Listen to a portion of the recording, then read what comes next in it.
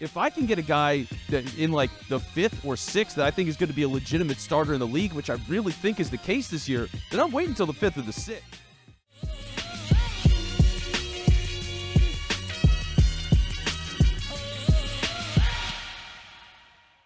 Oh, what's going on, Philadelphia? Did we change clothes since last week? That's for you to find out. I'm John Barchard, Vince Quinn, Thomas Pederson, all here with me as we continue our wonderful draft series. Of course, Thomas, where should we be following you on YouTube? Breaking the birds. What's Breaking up, fellas? the birds. What's going on, buddy? Oh, Vince yes. Quinn, how are you, sir? I'm good. I just ate some like Greek eggplant leftovers that I had. It was wonderful. I'm a very happy and full man. So yeah, I feel good. Nice. I thought for a second, I thought you said Greek yogurt eggplant, and I had some questions, but Greek eggplant sounds very delicious. For clarification, I saw it, and I do not want to eat anything right now. Yeah, it looks like barf. It looks like a big can of barf. So I know it was not appealing, but damn it, it was good. So I don't care. This episode brought to you by Vince Quinn's Big Bag of Barf, now in stores at $2.99 a piece. Yo. Much like how I feel, now this is going to sound weird, about the Eagles drafting a running back before the 3rd round, but I do not feel like a bag of barf when it comes to the talent that is around this running back class, which seems endless and unfortunately really bad for everyone that has NFL dreams because, one, as we noticed already, our friend Miles Sanders experienced just how bad the running back market already is. Rashad Penny is here literally playing for the bare minimum, and Jalen Hurts has yet to be paid. So I welcome with open arms Vince Quinn and Thomas Pederson, your opinions. I would even allow Taylor Kredatus at this point to please God change my mind on drafting a running back because I just don't think it's possible. I think everyone that has these Bijan dreams in their head need to snort his mustard and get their heads right because it's never going to happen, especially to a Howie Roseman run organization. That's just my take, and I would implore Vince Quinn, who has been looking at 20 running backs, and I believe told Thomas that 20 should be draftable. Let's get into it, fellas. Please explain to me why the Eagles should draft a running back at all, first of all. Well, let me get into this real quick. Here's the number one reason they should draft a running back. This might be a surprise to a lot of people, but Rashad Penny's going to get hurt. God damn it, he's going to get hurt. We all know it's going to happen, and everybody's excited about it. So whatever. But yeah, like, I mean, here's the other thing too. It's like, I don't know if Trey Sermon can actually play. I thought he was exciting when he came out in the draft. He got drafted by the 49ers, 2nd or 3rd round. I'm like, yep, this is a perfect fit. He's going to go for 1,000,000 yards all the time. And none of that happened. So, like, I don't know if they actually believe in that guy. I don't know what his value is, his roster security. So if you're bringing in a guy to compete for that spot as more of an aggressive runner, bigger guy to go in that space between Penny and what Sermon's supposed to be, I don't know. Because otherwise, like, Scott, Gainwell, those guys that, you know, Scott was re-signed. They brought him back. Gainwell's still a young guy, rookie deal. So he's here. Those guys are going to get reps. They're going to play. So, yeah, I think you've got options of a lot of guys that are going to be like that physical between the tackles. If you can get something better than that, great. Because Miles was a great athlete. If you can get somebody like that with maybe, you know, better reading the hole early, like, whatever. But I think it's still positions up for grabs. Yeah, and it's definitely it's a tough room to get into because there's a bunch of very playable guys in there. Rashad Penny is super talented when he can stay on the field. Of course, you have concern about that. Boston Scott has never really been able to solidify himself as a starting running back. He is super efficient when he's being rotated in there. Kenny Gainwell is probably the best bet right now for a bell cow running back. Of course, Rashad Penny if he's healthy.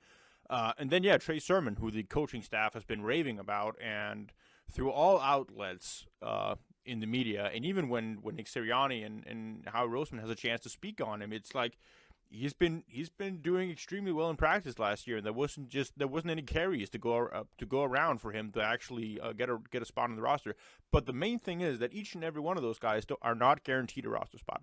None of those contracts are guaranteed for them to make the roster, even Boston Scott at that point. Kenny Gainwell is the only one for sure who's going to be on the roster. simply because of his skill set and what he's able to bring to the table.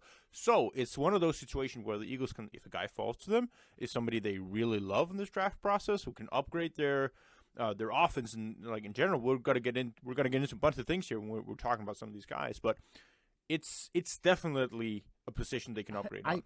They definitely need to upgrade on it. Rashad Penny will get hurt. I'm not disagreeing with any of that. I'd like you to welcome my new friend who is probably going to have to get used to it for the next 2 or 3 years. You want to know what that friend is? U, D, F, and A, baby. So, like, all of these 20 running backs are not going to get drafted, in my opinion, Vince Quinn. And, like, let's say 7 of those ones that should be drafted are probably going to fall right into that. I just don't think you could, especially in this draft. Here's where you can... The 2 things you can convince me. One, like somebody's just Bijan Robinson literally is Barry Sanders, and you're going to show that to me, and that's great. But secondly, if I'm willing to accept any running back as long as I'm getting picks in return. So if you want to come back from the 3rd round a little bit and go grab 4, 5, and 6 or on your way down, sure, then that's okay. But like I am not spending any draft capital on anybody major unless. Who wants to start? Who wants to show me their hand here? Who's the guy that, I mean, like, to me, I'm a Gibbs and Charbonnet guy. I'm happy to go over the reasons why, but I want to see from your guys' eyes, like, who should the Eagles be drafting here? I mean, the other reason, too, is just, like, they have so many weapons on the offensive line, plus, like, the best offensive line coach of all time. I think anybody's going to be successful here. So what makes the difference between, like, some of the guys you're seeing and what they could do behind here that's got to have them more or less? Right. So just before we jump right into that, let me just quickly brush up your mind here, John. So in the past 5 years, Eagles have been pretty consistent about picking a running back every second year. Of course, when they drafted Miles Sanders in the 2nd round in 2019, they had a guy that they drafted him to be that bell cow type running back. So naturally, the need was going to be less. Now you don't have Miles Sanders anymore, and the room is okay as it is, but it's definitely upgradable. 2021, so 2 years later, they had Kenny Gainwell. They didn't draft anyone last year. They don't have anyone they have to run in with here in the next 2 years at running back. So, like, history tells us they should draft a running back this year. They did in 2021. They did in 2019. They did in 2017. Donald Pumphrey, remember, 4th round. So I mean, every second year they've been drafting running backs in that 2nd to 4th range. Even Wendell Smallwood, 5th round in 2016. So they're drafting these guys in the bunch. So I mean, you can get ready for a running back to get picked in this draft, I think. And with that, let me start, because I want to sell one here first. I want to sell, and it's the obvious one. We're not going to go Bijan Robinson at this point here. We're going to go Jahmyr Gibbs.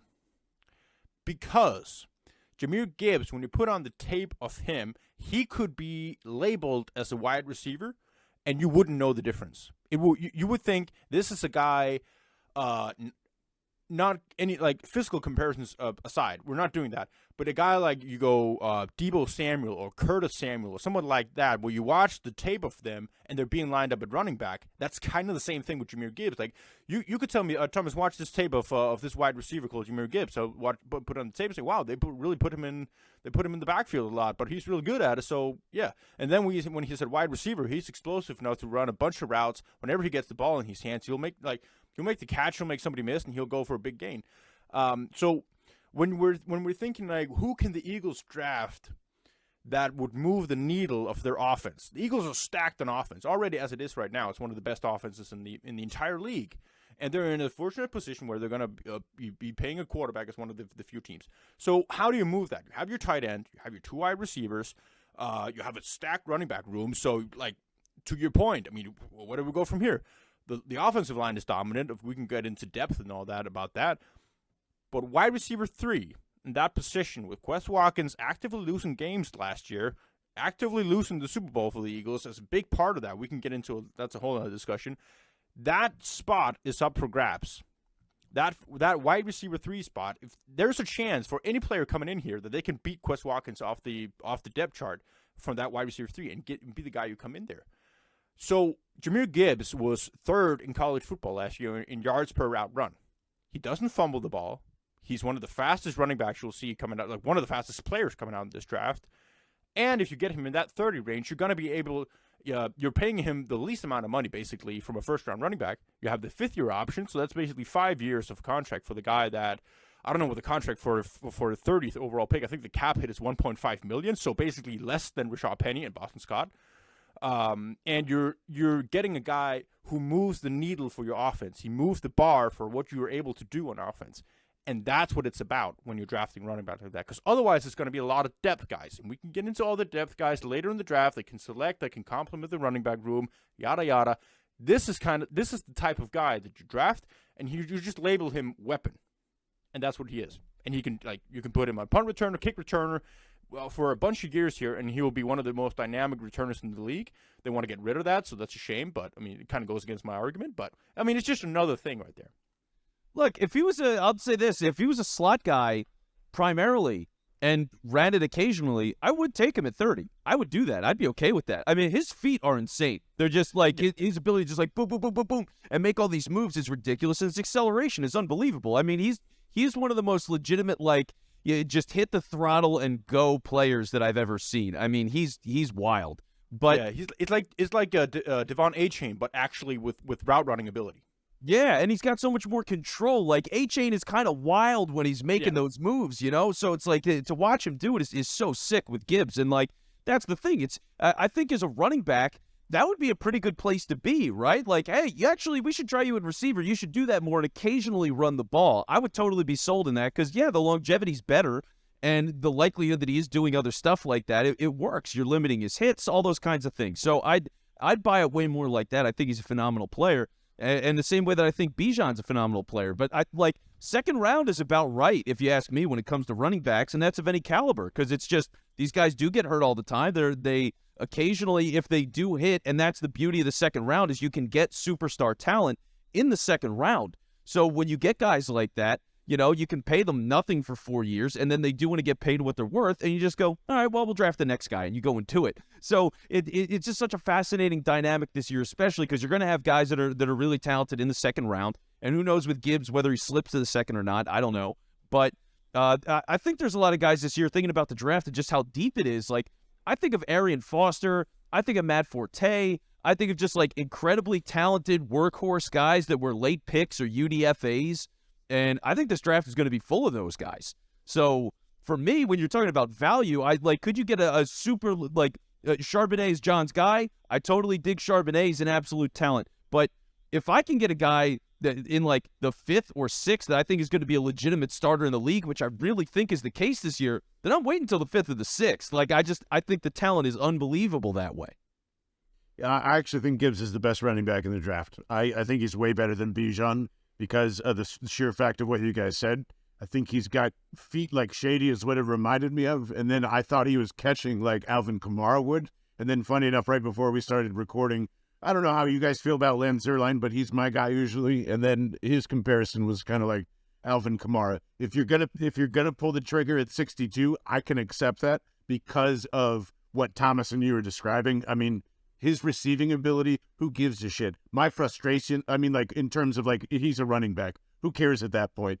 My frustration with Quez Watkins is very palatable this last season, and it feels like people are ragging on him, but that's been going on for 2 years now, because every ball that's been thrown his way somehow gets messed up, intercepted, underthrown, overthrown, and then you see AJ and Devontae and the way they work with Jalen, and it's a huge problem to not have that outlet for Jalen Hurts. So I'm for it, specific with him.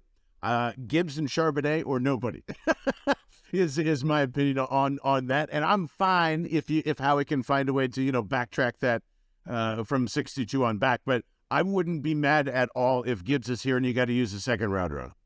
For sure. What about 30? And the whole option of having the whole deal of having the 5th-year option of extending a running back, because that's basically the lifespan of him. He's going to be 27 then by that point. I'd feel so sick, to be honest with you, as he's so good. But I would, and who knows, depending on the board, you could probably put a cattle prod to me, like, just pull the trigger. I would feel sick, but I would understand if they did it.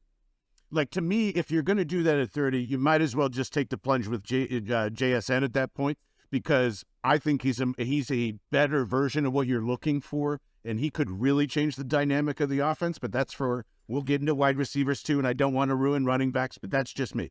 So it's a no for me at 30. It's a hell yeah at 62. So just one nugget on it. He doesn't have a single fumble in 2022. He has one drop on 56 targets. So pretty ridiculous. Yeah, he's so good. Like, he's one guy that I would have to try and, like, soak my sorrows and go through the tape and be like, it's got to be great. But he's awesome. I love him. Yeah, and like when it comes to Bijan too, watching the player, I love the player. He's amazing. His vision, how smooth he is, like, he does everything. He just looks phenomenal. But, like, I'd rather fucking get cattle prodded with John Barchard before I go and take Bijan Robinson at 10. I just can't. Like, the positional thing it's too much for me. If you're going to take a guy in the top 10, you got to take somebody that you want to pay for a second contract.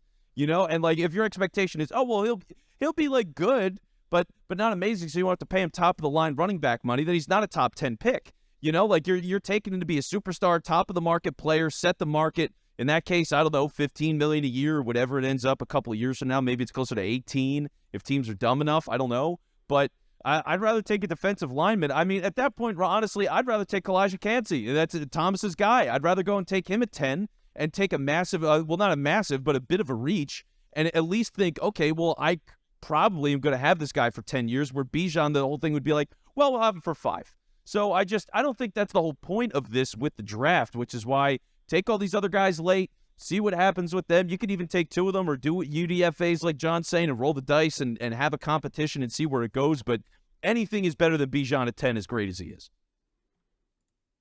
Yeah, Bijan he has that one elite trait, like, in that top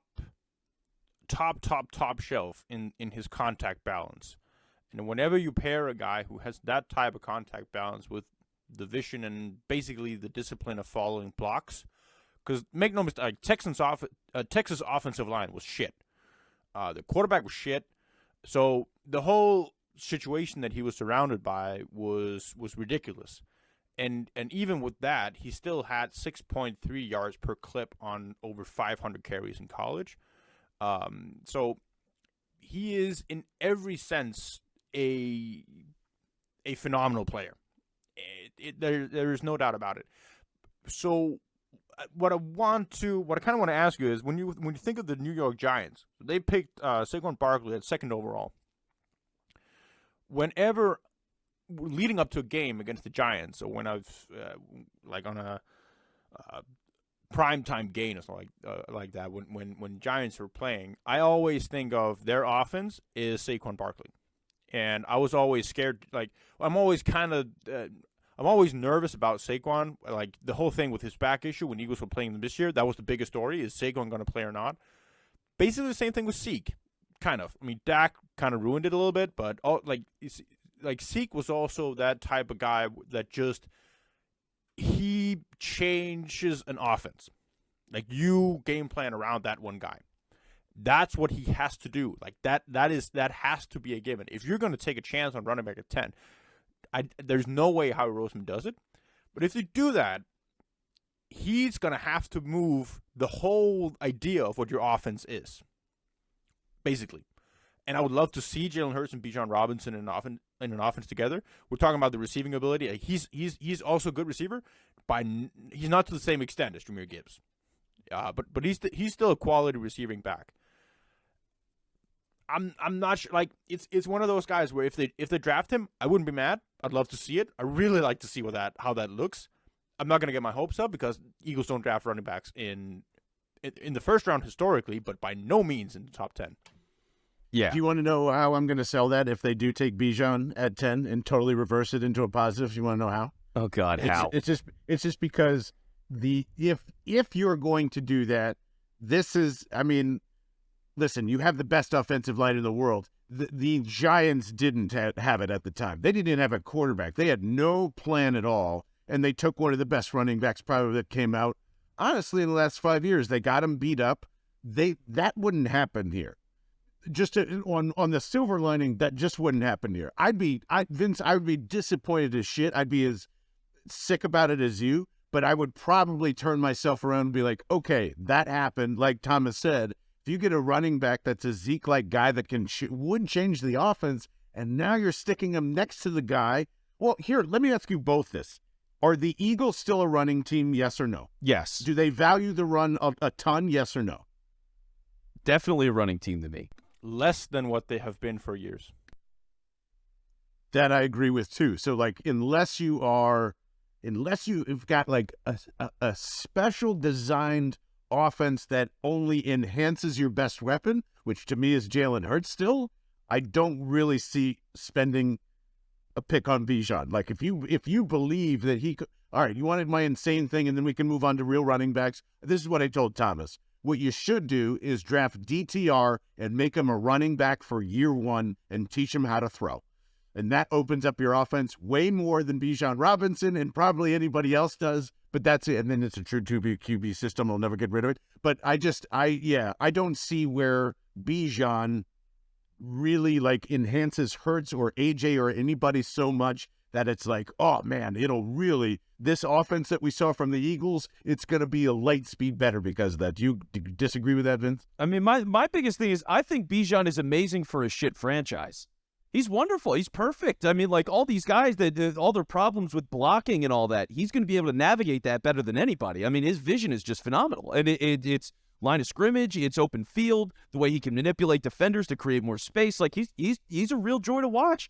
And I think if you're a really bad franchise and you want to sell tickets and get people excited and like be watchable on offense, he can do that for you. So I think he's going to sell a lot of tickets. He's going to be a big draw.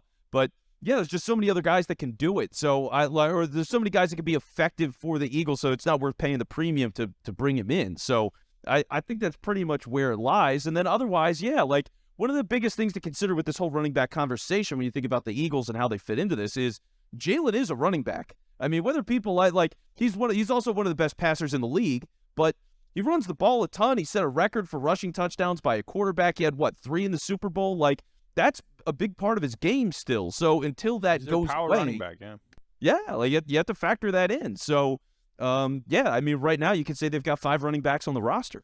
Basically, what we're talking about when we're saying value also is that when running backs come into the NFL, is they have a shit offensive line. It doesn't matter how good they are breaking tackles. They're not going to get much. And we saw that a lot with Saquon Barkley, even when he was with the Giants. I mean, he'd break an 80-yard touchdown run, and then he'd have 15 carries for 2 yards, per.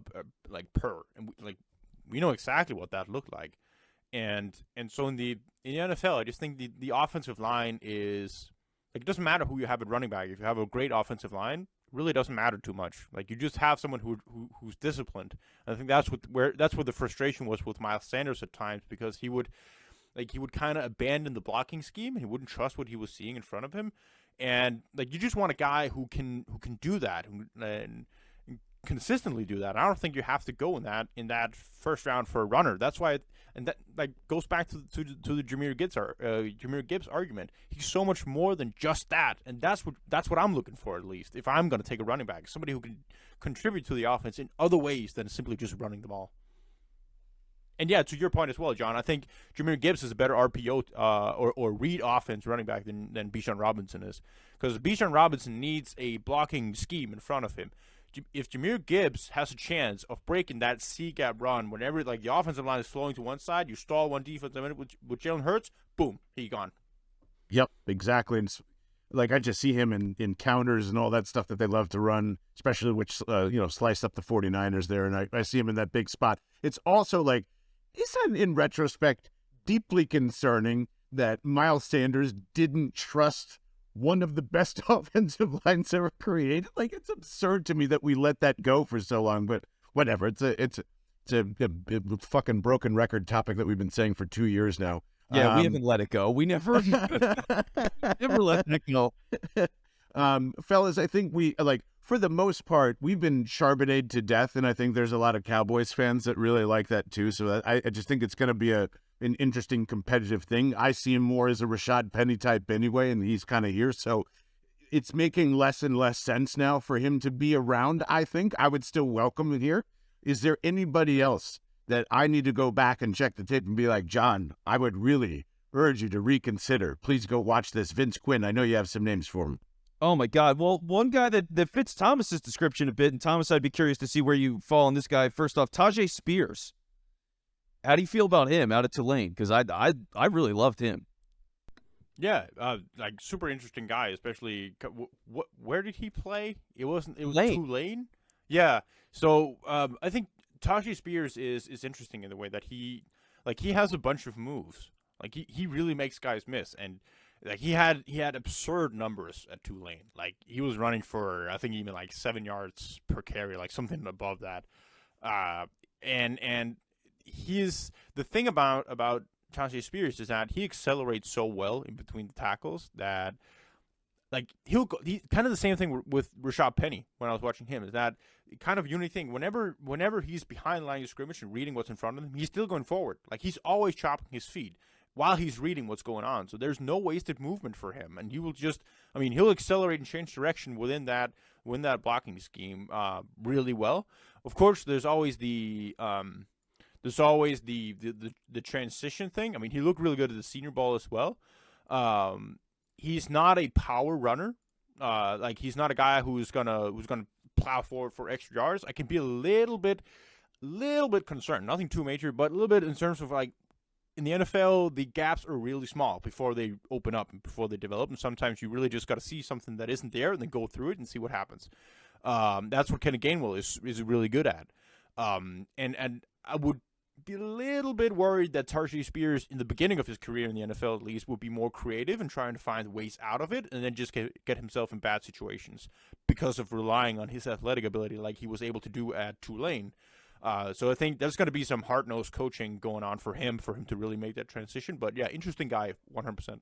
Yeah, he was kind of like a Thomas the Tank Engine energy for me. At first, I'm like, fuck this guy. He can't. I don't believe it. I don't buy it. And then he just kept like chugga, and he makes it. And like, because here's the thing for me, I think spiritually Spears is kind of like Brian Westbrook, where he was. I mean, Westbrook was at Villanova playing nobodies. I watched him put up like 35 points himself against Millersville, and it was a total joke. And initially I'm like, okay, for Spears, the talent just sucks. He's playing a bunch of nobodies. He's dominating these guys, and then it just got to a point where he was doing it so consistently and lining up everywhere and doing wildcat snaps, John. So there you go. Like, it was enough stuff where I'm just like, this guy's just a star, and at some point you gotta see how it transitions. And I think, Thomas, you're dead on that he's probably going to take a little bit to adjust because it is such a difference in terms of the speed and the talent he's going to be playing with. But, man, that guy is fun. Other guys that are fun. Tank Bigsby, Auburn, super fun. Loved watching Bigsby. That guy. He was a hell of a time. Sean Tucker out of Syracuse. I've heard like bad. Literally built like a tank, right? Yes. Like, Tank awesome. Bigsby's. Yeah, Tank Bigsby's fun as hell, man. That guy is such a killer. Like it's fun to see guys that have speed and they're just like a creative runner. I just thought he was a really creative guy. He's a legitimate joy to watch. Yeah, Sean Tucker out of Syracuse is like a crazy athlete. I know there's some knocks on him that put him lower on the boards, but in terms of a guy that you could probably get in like the 5th or the 6th round that I've seen in some mocks, like, holy crap. Hell of a talent. Some of these other guys, Kendre Miller out of TCU, Taylor's favorite school. That guy is really fun to watch. So I don't know. I mean, there's legitimately like 20 different guys that I like, and that's just a handful of them. So not Devon H. Wow. Tank Bigsby. The unique thing about him, always like with running backs, I like to go, what's unique about that one player? Because if you can't pinpoint one thing that's unique about them, to me, they're just a guy. They're just another one in this big pile of running backs that are really good players, really good athletes, but they're not special, and they're going to get lost in this major bunch of guys who are going to be depth pieces on teams. So what I like to do is that you find a trait of some player where you go, that's it. That's what they really, really do well above anybody else, and then you see how that kind of fits in your projection of what you want in your offense, like Jahmyr Gibbs zone running, for example. Bijan Robinson, power type offense, where you're following one lead blocker. With the contact balance, we talked about that.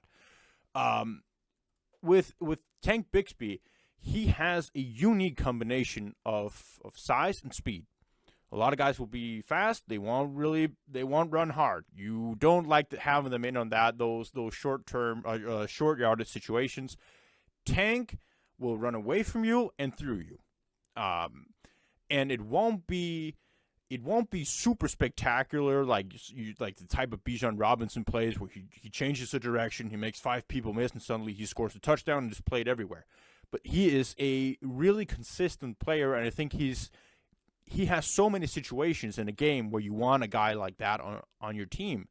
And that consistency is something I'm looking for. So I think Tank Bigsby is for one of those guys that you one of those couple of guys that you mentioned has a combination of traits that I really would like.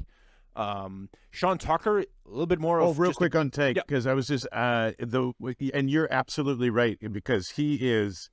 This is going to be absurd. I'm not saying that he is this guy. He reminds me of Walter Payton, because his stride is exactly like his when it's on the outside, and like you said, he welcomes contact. And Walter Payton was a guy that was smaller in frame and obviously would, like, you can't do this nowadays, and that's why he kind of reminds me of it. But he would lower his crown and just say, I don't care. I'd get wrecked. He is the guy that, to me, does fall forward that you don't expect to, and that's why I really like Tank. Yeah. And looking at the most successful type running backs in the NFL. So just going by yards, we all hate yards, but I think it kind of correlates pretty well with the top 4 guys around the league: Josh Jacobs, Derrick Henry, Nick Chubb, and Saquon Barkley. All of those guys are above 220. Josh Jacobs at 220 pounds. Everybody else are bigger than that.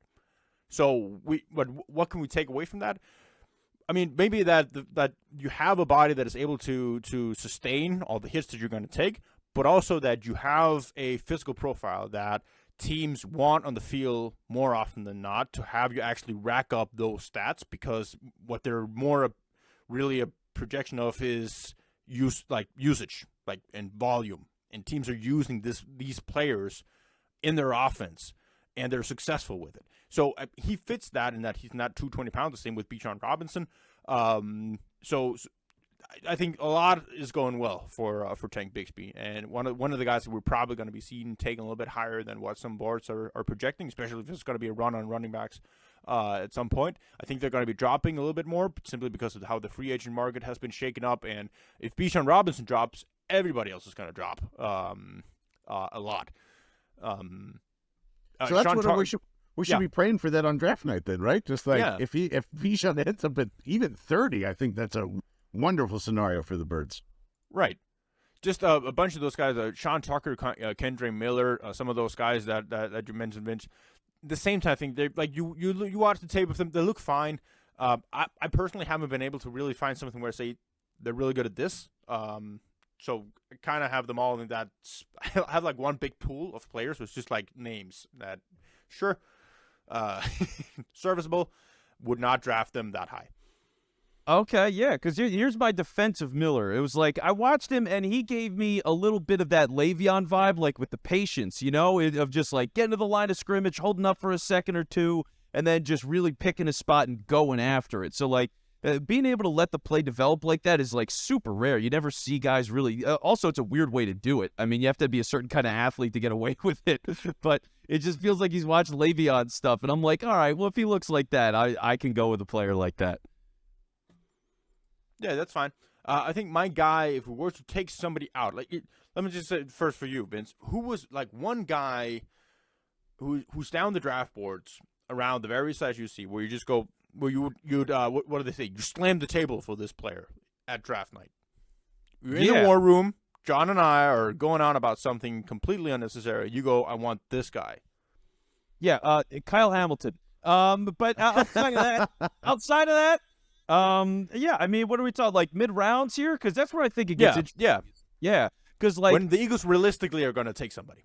Yeah, because I think this is going to be one of those years where with all these guys that are here, you could easily go and trade into like the 4th round and just go get a guy. So I don't know where, like, Tank Bigsby is that guy. If he ends up being there in the 4th round, I trade for Tank immediately. Kenny McIntosh is in a pretty similar boat out of Georgia. I think he's a lot of fun to watch. I'd go up and get him if he's there in the 4th.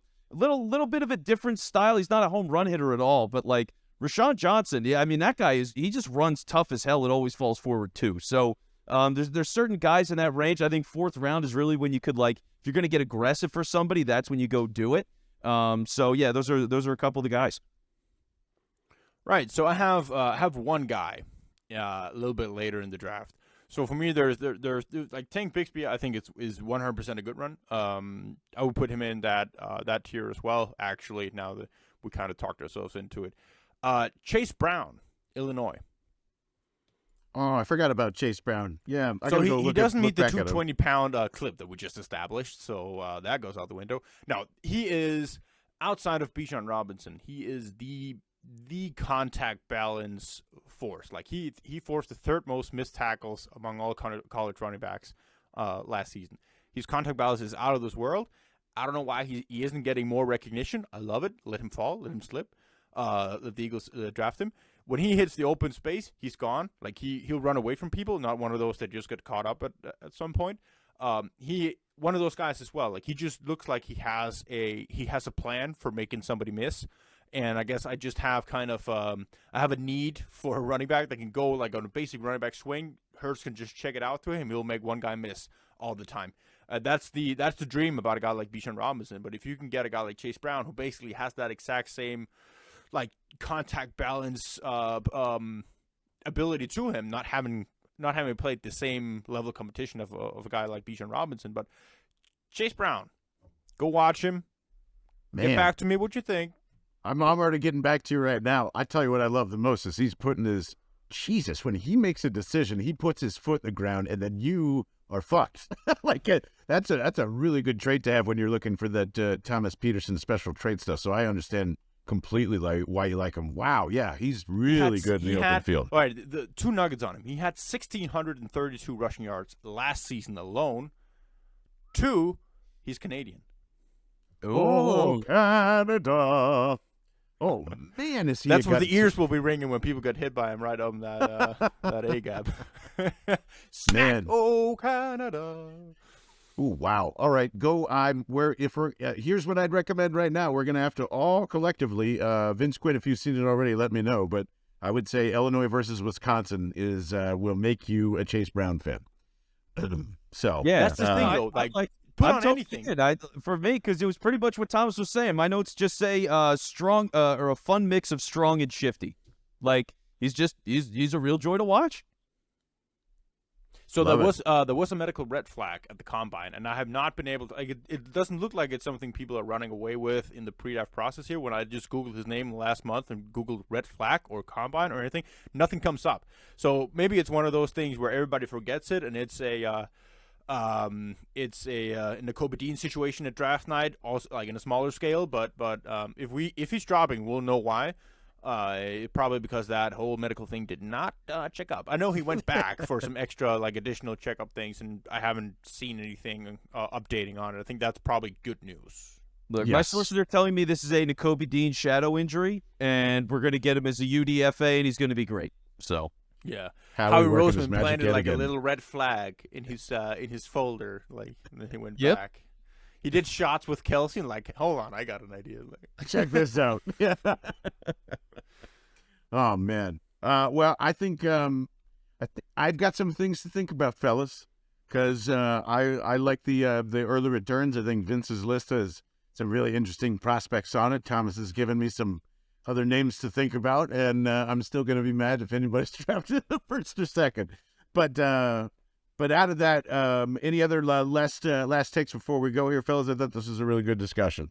Yeah. Here's the last one for me. Don't take the kid from Kentucky. He sucks. Was it Chris Rodriguez? I'm sorry. He's one of the few guys in this class I was like, nope, not interested. Doesn't have it. Not a pro. I'm good.